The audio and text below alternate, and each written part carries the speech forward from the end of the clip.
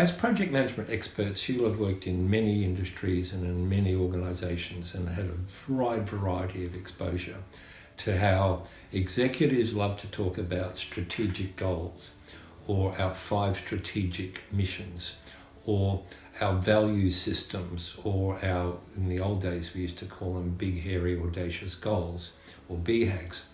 And these terms sound great, but the issue is they are actually really confusing to a lot of people because they sound like objectives, to get back to number 1, to make the state safe, which you'll hear lots of politicians talking about, or one of my favourites from Bob Hawke, when he announced that he was in a set of initiatives to ensure that no children lived in poverty in Australia. A wonderful idea.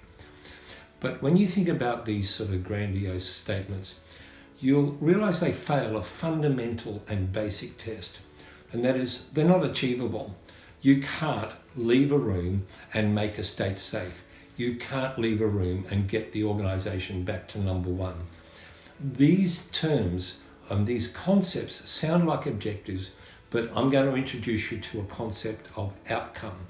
These are actually outcomes.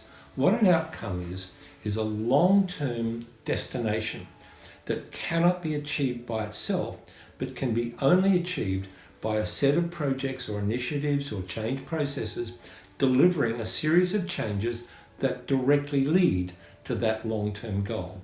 So we're getting this concept that outcomes are the end game, and to get to that end game, you've got to do things that will directly achieve that, lead to it.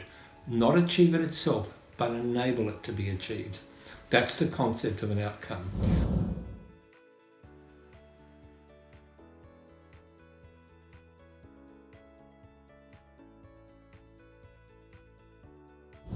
In our previous tutorials, we were talking about the criticality of the sponsor brief, where you sit down with your sponsor at the beginning of the project. The most important question, in my opinion, to ask a sponsor in that initial briefing is really simple, and it is this: 6 to 12 months after I deliver you what you want this project to deliver, that's what you're hiring me for, I'll give you the new this and the new that and the new this.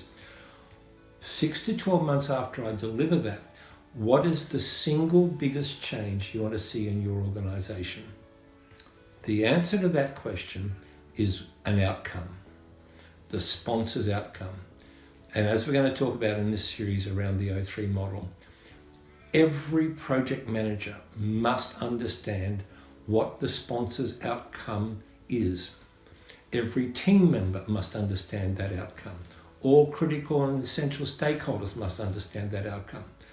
All projects are about outcomes.